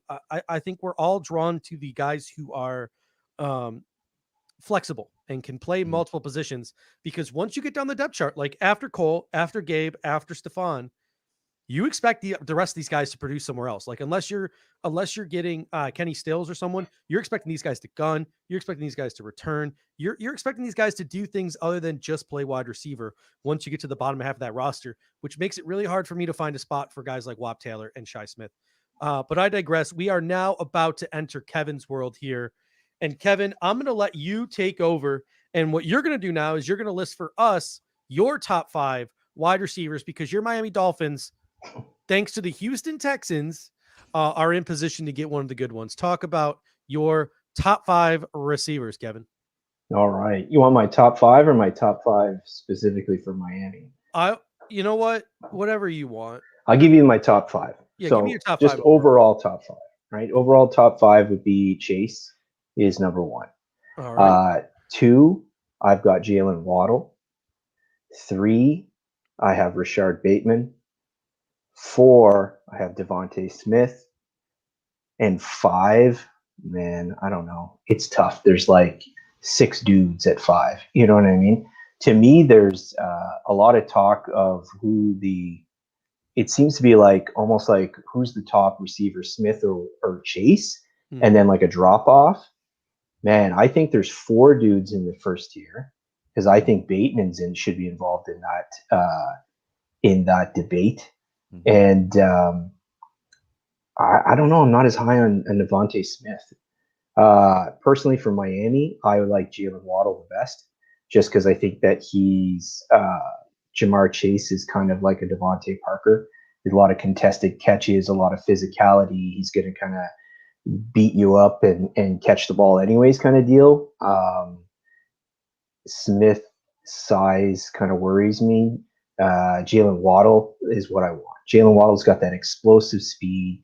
In these laser timed this year, he's probably going to run a 3.75 reported out of Alabama. You know what I mean? But he's probably a legit 4.29.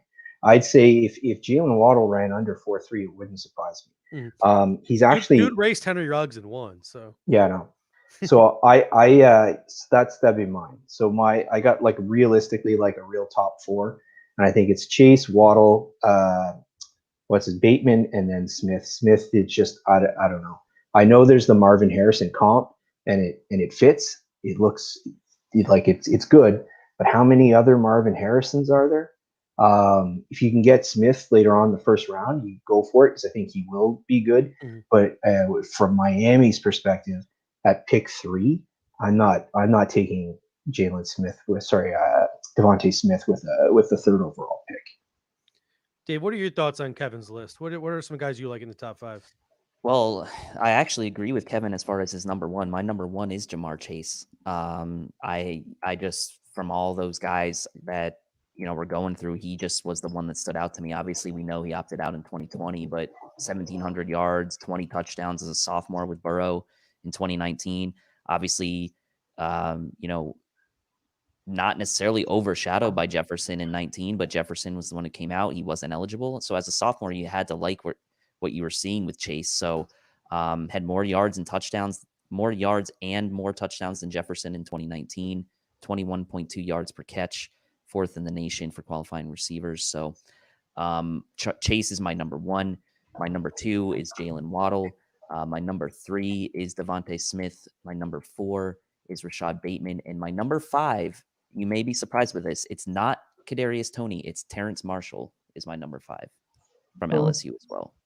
Yeah, I had basically Toney, Marshall, and Nico. No, I don't. Keep in mind I have Rondale Moore in my top 7. Actually, yes, he's my number 7. Those are my. So that's Toney, Marshall, and Rondelle Moore would be like in a fight for your top 5. And I think I like Rondelle Moore the best, but I would probably put him the last just because of the injury replacements. But I'm not like Nico Collins is. There's like 100 of them every draft. Mm-hmm. Nico Collins is the 6'4" guy that you're going to throw. He's a lot. Yeah, he's Preston Williams, right? Yeah. He's the tall guy you're going to throw the ball to. I'm sure he might have some success if you get him in the right system, but I don't need a guy that's going to take 15 yards before he can gain separation. Mm-hmm. Zach, what are your? You know what, Zach? I'm gonna ask an uber specific question to you. Are you familiar with Kadarius Toney and the game he brings? Yeah, I did initially in the first round of the mock. I did mock him to the Bills at 30. Okay. So I was about to say, if you're the Buffalo Bills and Kadarius Toney is at the board at 30, the guy can help you in the run game. He can help you in the jet sweep game. He can help you in the return game. He's a great route runner from the slot. So he's a guy who can succeed Cole Beasley. Like he's a bona fide Swiss Army knife who can handle double-digit targets a game. Is he a guy that you would honestly consider at 30? Yeah, if you had asked me at the beginning, like right after the Senior Bowl, I would have said, yeah, go ahead. I would have said that unequivocally 100% take him. Mm-hmm. But as time has gone on, the more you think about it, the more I think Bills might be better served with an offensive lineman or a linebacker or just trading out of the 30th pick to try to get more capital down the draft board. Because as we discussed tonight with all the names we've dropped, it's a very deep class. So while Kadarius Toney does give you all the versatility and stuff that I do value in a receiver, if you could get that same type of versatility and stuff in the 4th round or in the 3rd round, later than 30th overall, I would say go ahead and do that. Take a lineman, address a need, trade out, get more draft capital, something like that, get more top 100 picks, and just go with that. So while Toney is very tempting and he's probably one of the more polished receiver prospects, evidently why he's being projected and mocked into the 1st round, I would say I'm okay with getting a guy who may not be as polished in the 4th or 5th round and then using that pick elsewhere. Yeah, I mean, if you think about it, we talked about Kadarius Toney and what he can do. We just mentioned 15 guys who could do what he do. Are they as talented as Kadarius Toney? No. But, I mean, if you look at this offensive line class, it falls off a cliff after, like, the 4th round. And obviously guys drop that you don't expect to drop. So maybe there will be names deeper into the draft in the offensive line. Like maybe Jack Anderson falls and, maybe Walker Little falls. There are a ton of names that could fall later in this draft. But if you look at it, I look in the interior of the offensive line. I look at offensive tackle. Like there are like 5, 6, 7 guys I like at each of those positions. Whereas we talk about wide receiver, we just went through 15, 16 names. So I'm totally with you there. But any final thoughts, Zach, on the top 5 receivers in this class? Who you got number 1? Well, I will be honest. I've been really focusing more time and energy scouting guys for the Bills, so I haven't really been paying much attention to the top 5 receivers. But obviously, Jamar Chase is the top guy. I mean, he had that amazing 2019, and obviously he opted out, so we didn't know what he could have done in 2020, but it didn't really matter because he's already considered a top 10 pick anyways without having to play in 2020. So that's how good he is. Number 2, Jalen Waddle probably is the better receiver than Devonta Smith, even though Devonte Smith won the Heisman. And he has that explosiveness. He has that ability, that deep threat ability you would love with a receiver. And obviously I could understand it if Miami took him at number 3, especially because of that connection with Tua from Alabama. You get the Alabama connection going there, unless you decided to take Jamar Chase. But that is something else a bit to consider. Waddle didn't play for Clemson. You're talking about Miami's quarterback? I'm talking about Tua. Yeah, Tua. Oh, sorry. I thought we were talking about Deshaun Watson. Sorry. No, it wasn't Trevor Lawrence. No, but yeah, I mean, that's like an additional thing to consider. Like, if you're Miami, maybe you would want to take someone who has that pre-existing connection with Tua. If you're going to, that is, if you're committing with him, which I would assume you probably would. And then getting to Devonta Smith, he won the Heisman for a reason. He's a very good receiver. And then when everyone, like when we were bringing up about Jamar Chase, like Devontae Parker, I just thought of that image showing Jamar Chase and Devonta Smith side by side, and it was literally like Devonta Smith looked like Steve Urkel. It was just it's kind of funny, but yeah. So he's probably Devonta Smith is pretty good. Obviously, otherwise he wouldn't be talked about in this conversation. And then numbers 4 and 5, I think I could just go anywhere with them, and it would be probably a decent ranking there. I'll put Kadarius Toney number 4 and Rashawn Bateman number 5. We saw Bateman ran a 4.29, right? Is Devonte Smith getting disrespected here? Wow. I mean, a little bit. Like, I look at him and Marvin Harrison's a good comp, but I actually kind of like comped him to a guy that came out of that program in Calvin Ridley. That's kind of what I see with Devonte Smith. I mean, he's a little bit, he's slender, a little more slender. He's 175, 6'1", but he's kind of the same body type as a Calvin Ridley. Are we disrespecting Devonte Smith a little bit here? Like, I mean, the reason I come back to this is because like we have a very similar situation to what we had last year, where you have Jerry Jeudy and Henry Ruggs, which would be like your Devonte Smith and Jalen Waddle of this year. And really, I would say neither one of those guys did that great as a rookie. But are we disrespecting Devonte Smith a little bit? We actually might be, because he won the Heisman. He usually, when you talk about Heisman winners, you talk about him being like one of those top 10 guys. Obviously, the recent trend has been that the number 1 overall pick has gone to the Heisman. The Heisman winner's gone number 1 overall, but they're quarterbacks, so that's a little bit different. But obviously, he was voted the best player in college football this year. So maybe it is a little disrespectful to be saying he's not even the best receiver in the draft class. But I don't disagree with Kevin that Waddle is a better fit for Miami, though. I would agree with Kev on that. Smith may be a better fit for another team, like maybe like the Jets or the Giants or someone like that. But Smith would have been perfect. His perfect QB would have been Drew Brees. Could you imagine, like, because that just the accuracy, Smith can get open early so quickly, and someone like Brees could get him the ball, or even like Tom Brady kind of thing. You know, those guys that get rid of the ball pretty quick, that with accurate, that's who you want for Smith.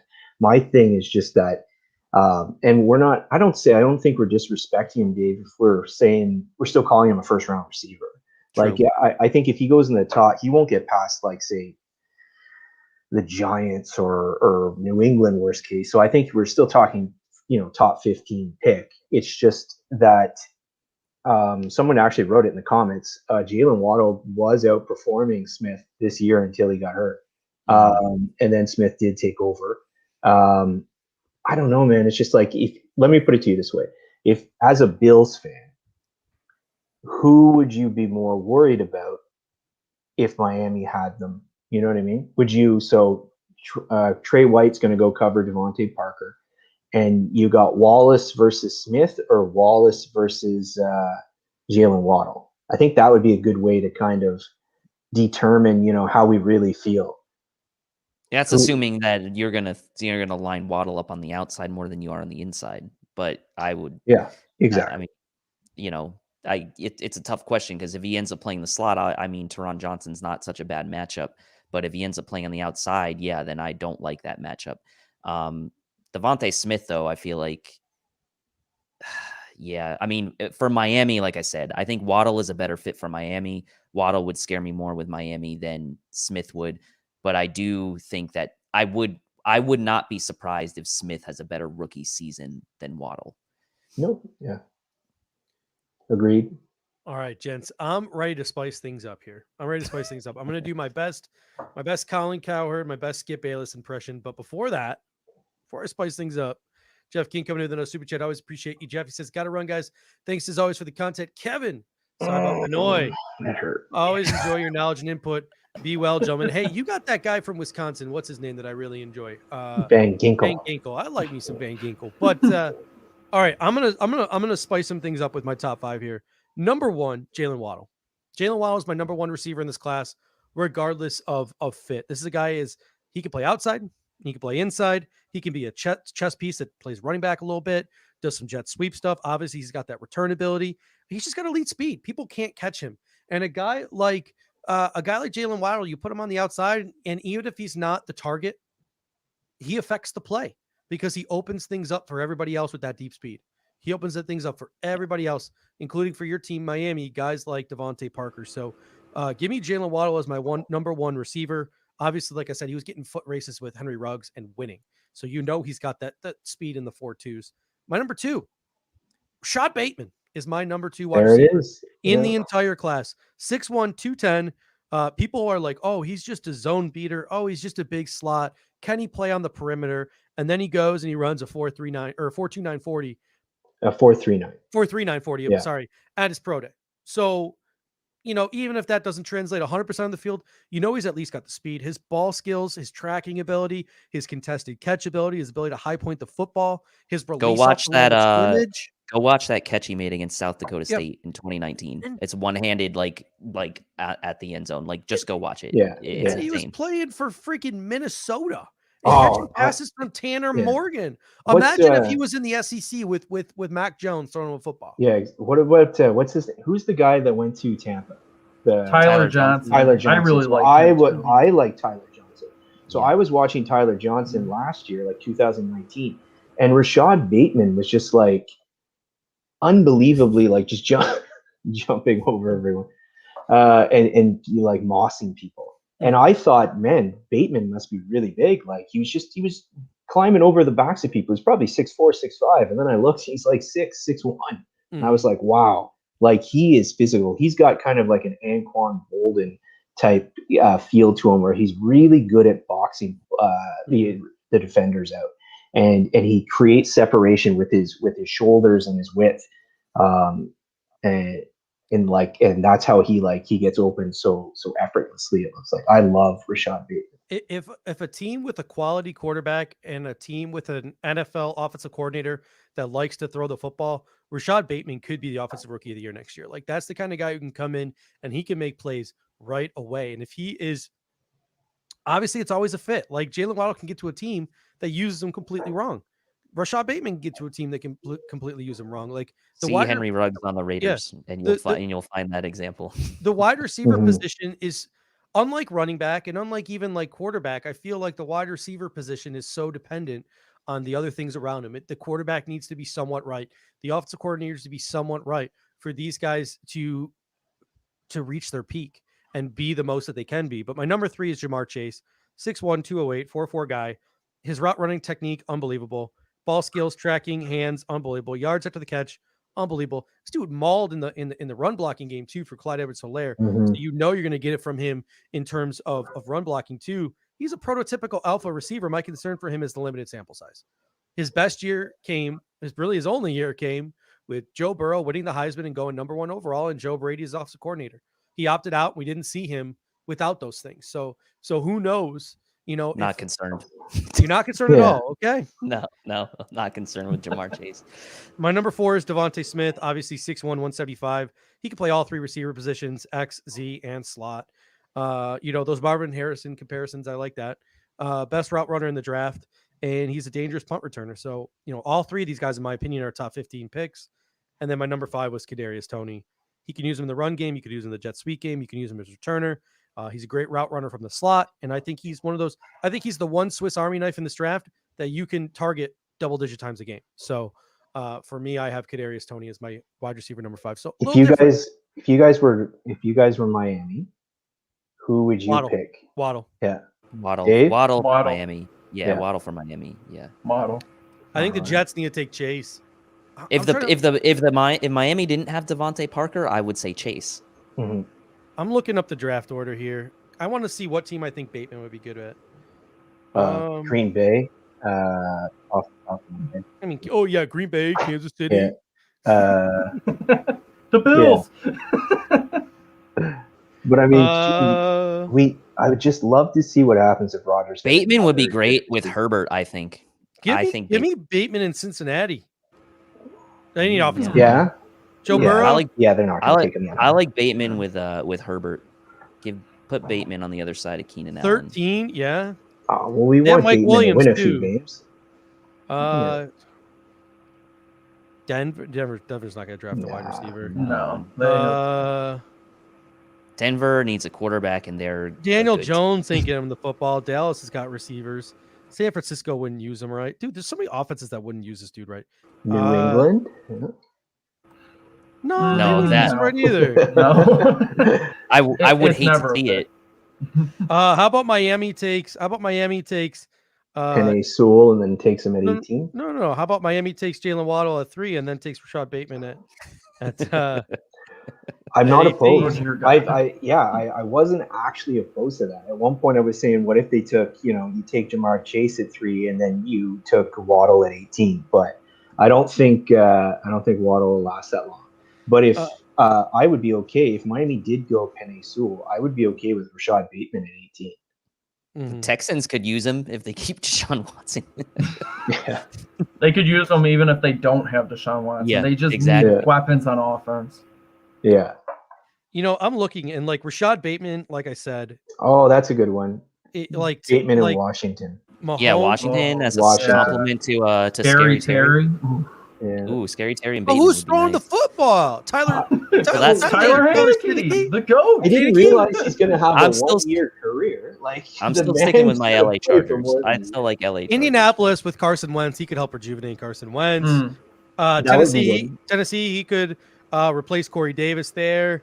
The Jets at 23, depending on who their quarterback is. Honestly, if Rashawn Bateman was playing with, you mentioned it, Aaron Rodgers, Josh Allen, Patrick Mahomes, Russell Wilson, obviously they don't have. I just mean that because Green Bay only has one receiver. You know what I mean? Mm-hmm. Jesus, it'd be nice to see if they had another receiver. Mm-hmm. Hey, don't disrespect former NC State Wolfpack then transfer Marquez Valdez-Scantling. I don't know what I was. He is pretty good. Yeah, he's okay. Yeah, he's okay. Everybody from NC State. From NC State, it's a foregone conclusion that you have stone hands. Look at the guys: Corn Robinson, T.J. Graham. Who did I just say? Marquez Valdez-Scantling. Stone hands. They all have stone hands. Yeah. The best hands that ever came out of NC State was Torrey Holt. Well, yeah, he was really good. Yeah. All right. Here is my final question for you guys before we sign out. Rashawn Bateman, if he's on the board at 30, Zach, I'll start with you. Would you take him? Oh, you're really testing me here. Well, I mean, like I said with Kadarius Toney, it's like the Bills do have some other priorities that might take precedent over receiver round 1. So even knowing he ran a 4.39, I would still say offensive line, linebacker, trade down, one of those 3. Get one of the playmakers in the mid rounds that you could develop into that guy. Kevin, If you were the Buffalo Bills at 30, you pull a Dallas Cowboys and just take the best receiver on the board? No, wait. Would I, or do I want you guys to? No, I want you guys to take like what's his name? Who's the linebacker? If you were the general manager of the Buffalo Bills. Yes. He would sabotage it. Oh, I would sabotage you guys. I'd fucking tank your season. We'd be taking 7th rounders. You know, man. No, I don't think so. I think Bateman would be really good for you guys, but I don't think I would take him first. I think you guys got other needs. And I think that you could probably get a guy like maybe you sign T.Y. Hilton for 1 year to kind of replace a John Brown. I got no interest in T.Y. Hilton. That dude's I'm just throwing it. I know. You know, you like what's his name? The bum from the Jets. He can play on the outside there. Jamison. Yeah, Rashawn Perryman. Yeah. No, just outside. You know what I mean? If you want something like that, you could probably get a guy like that for like $5-6 million a year. And then you go find yourself a linebacker or an offensive tackle or something like that. All right. He's no fun. Dave, how about you? I would say no, but I would say no with the caveat that you're trading that pick if he's there. You're trading down and you're getting some. Yeah. You're getting another pick. But like for the sake of being fun, sure, why not? Like let's get him on the other side. John Brown's gone. Stephon Diggs, Rashawn Bateman, Cole Beasley, Gabriel Davis. And then just re-sign John Feliciano and Darrell Williams, and you're good. All right. So you guys want to be boring, so I'm gonna go with it. I would take him in a heartbeat. You have an offense. You have an offense. Who cares about a running game? Who cares about defense? You have Stephon Diggs, Cole Beasley, Rashawn Bateman, Gabriel Davis. You got Dawson Knox. You're probably gonna sign a tight end like a Jared Cook or a Dan Arnold. Who cares? Josh Allen doesn't even have to worry about his accuracy if he got Rashawn Bateman. Could you imagine the jump balls that Josh Allen would throw to Rashawn Bateman? I mean, It come would be pretty on. Shades of that beautiful. On. And you could use Rashawn Bateman inside outside too. Like this is a guy who can go over the middle and play the slot as well. So if Rashawn Bateman's on the board at 30, like I know the Buffalo Bills have needs, but give me Rashawn Bateman. Go all Kansas City Chiefs on their ass and just offense. Like, I'm sorry, do it. Do it in a heartbeat. I wouldn't be mad about it. I wouldn't be mad about it. We got to sign off because you guys are just a buzzkill right now. Oh my God. I should have been drinking tonight. But then I would have picked a fight with you about your reviews or something. No one in this scheme can get 10 sacks. All right. I heard that last week. We're doing that battle one time though, because I seem to recall Mario Addison getting 10 sacks in the same scheme. But all right. Greg Hardy for another day.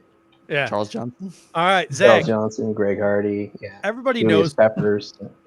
Everyone knows where to find Kev. Occasionally in Rico's basement as part of the Rico Reports, and on Twitter at Kevin Garrard 13. Zach, where can the people find you and talk about the work you do here at Buffalo Fanatics? So, like I kind of plugged throughout the episode, Eric Schmidt, the BF Spy, and I are doing the offensive draft prospect spy profiles that come out on Monday mornings. We did Tevin Jenkins this past week. We did Demetric Felton the week before. We did Wyatt Davis. And then the week before that, we did Travis Etienne, because you always have to start off with a banger. And so we do that on Mondays. I'm doing this thing where every couple of weeks I will come out with like a editorial piece where I just give a sort of an opinion about a topic that kind of just pops up. It's called the Backseat GM piece. Like when Kawan Short was released, I kind of came out and railed against going after him because we all know the former Panther thing. And there were a couple more that got released over the weekend or are going to be released that is really testing my patience, but that's besides the point. This time I will be talking about the second most important gunslinger on the football field, because we talked about quarterbacks throwing to receivers tonight. I'll be talking about the backup quarterbacks. I will be turning my attention, giving my top 10 backup quarterback candidates should Matt Barkley not be here next year. And these will be my ideal picks. That'll come out sometime early this week. And you can find that all on thebuffalofanatics.com. Check out everyone's work on the site. They all do fantastic stuff. I'm also in the mock draft that Casey Reed's been compiling. You should all check those out. Go over the past few weeks. We'll be doing round 7 this week for that. So check out thebuffalofanatics.com for everyone's work.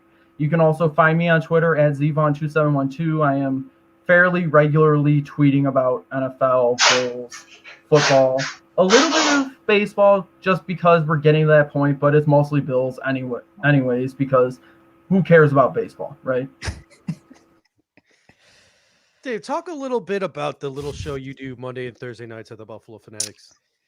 Yeah, I do a show Monday and Thursday with this really great looking guy. Just like brings it every You got show. you got a new partner? He's with Nap now. The Air Raid Hour presented by the Bills guys. We are heavy into really probably what's more of Steve and I's bread and butter, which is like roster construction, draft, free agency, roster theory, if you want to call it that, because we like the unknowns, I think, too much for our sake. We just like the unknown. Monday, Thursdays. We're going to be having a special guest coming on right after free agency from Sports Info Solutions to come on and talk draft. Go follow them as well.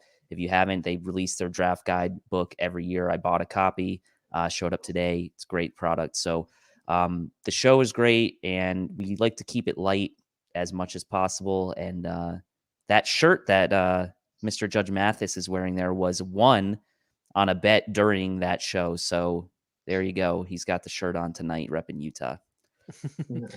Kevin, the people want it. So I need to ask you before you go, any buyer's remorse with the quarterback?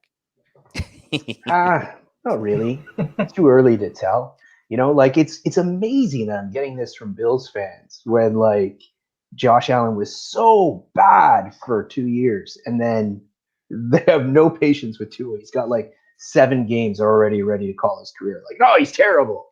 I mean, even though he has like a decent interception to touchdown ratio, even though he threw for a decent amount of yards, even though that he was like 6-3, the problem is that Herbert came out and set every statistical record. Joe Burrow came out and played well. So like in comparison, they're like, this guy's a bum. But if you had looked at his numbers versus basically anyone, say in the 2018 draft, it's not like rookie years. It's not that far off.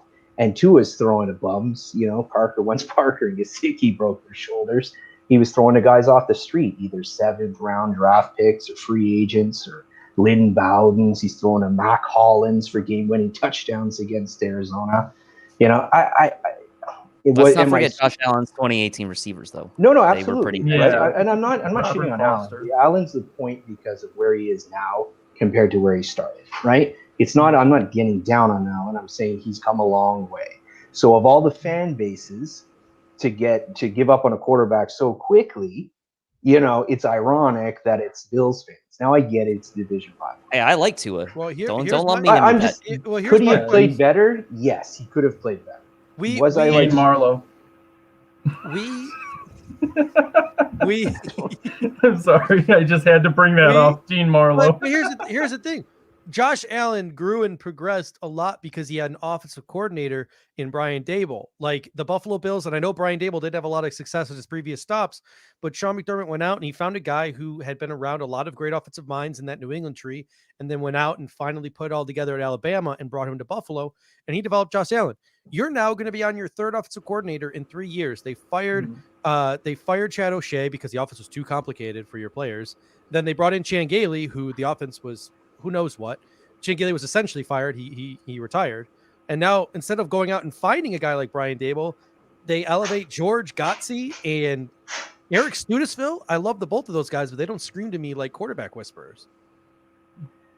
No, but so with O'Shea, keep in mind, so the first year, because New England won the Super Bowl that year, by the time Miami got our coach there, Flores, everyone else, all the coordinators were gone.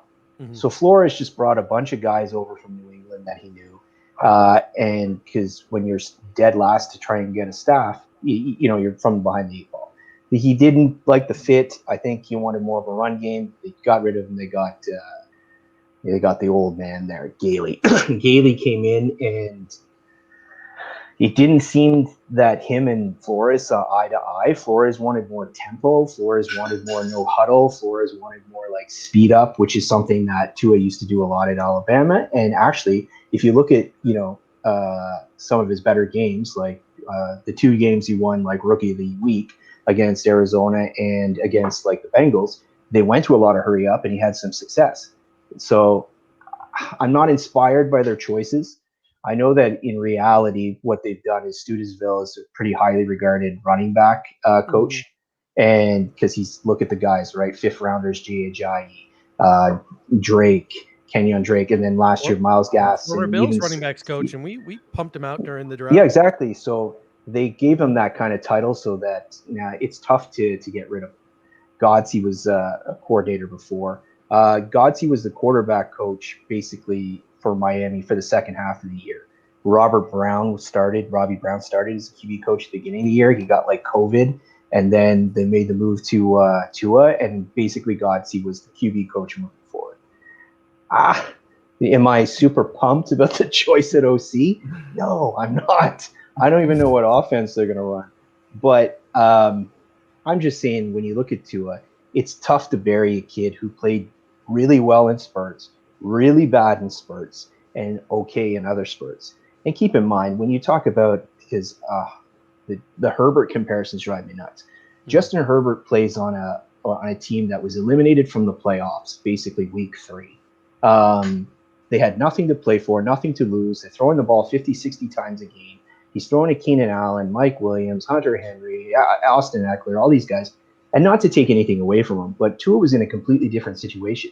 He's playing on a defensive-oriented team that needed to win basically like 5 of their last 6 games to have a shot at the playoffs. So the reason they replaced Fitz with him was basically Tua's not really going to turn the ball over. That's the hope, which he did every game until the Bills debacle in week 17. But that's kind of like, that's why they put him in. And they basically said, here, we're going to play defense. We're going to kind of run the ball. Don't lose this for us, right? And then it's just such a different dynamic. Like, there's not a lot of quarterbacks that get picked in the top 5 that then play on a team that's 10-6 and in a playoff chase, and has a QB of the caliber of Fitzpatrick behind him, right? When Allen was a rookie, it was a 6-10 team. You weren't going anywhere, and there was no reason to pull him. Plus, who are you going to pull him for? Nate Peterman? Derek You know what Anderson. I mean? Yeah, exactly. That sort of thing. I don't know. I'm not like super pumped. Do I want to see the move to Deshaun Watson? 116% yes. That's what I was just about to say. What about Sean? Oh, I'd love that. in a heartbeat. I mean, Tua may be good, really good one day. Watson already is. But I haven't given up on Tua. It's not like he was like dreadfully bad. It's not like he went out and threw 20 picks. It's not like, we couldn't score anything. The offense still scored like 26 points a game with him. It's with what around him. There's no elite running back. There's no elite offensive line. Gesicki's a good player. And Parker was hurt most of the year. Preston Williams was hurt. Alan Hearns didn't play. Albert Wilson didn't play. You know what I mean? Like, there's a lot of excuses, but at the same time, some of these excuses have validity. You guys know from Josh Allen's 2018 cast how hard it is to succeed when you don't have much around him. And he had the benefit of an all-pro running back in the 8-man boxes all game long. But again, long-winded summation. I would have hoped for better, but I'm not discouraged yet. I haven't buried him. All right, ladies and gentlemen, to close out the show today, we'll let Kevin start with the Go Fins, and then we'll roll to me, Dave, and we'll let you close it out. We like to close it out with Go Bills. Because we are AFC East champions and all, so we're gonna take the last one out. So Kevin, get us rolling here. What do you want me to do? Just say Go Fins. Just say Go Fins. All right, Go Fins. No, we say Fins up. Oh, Fins up. Okay. Yeah. All right, Fins up. Go Bills. Go Bills. Go Bills. Nice.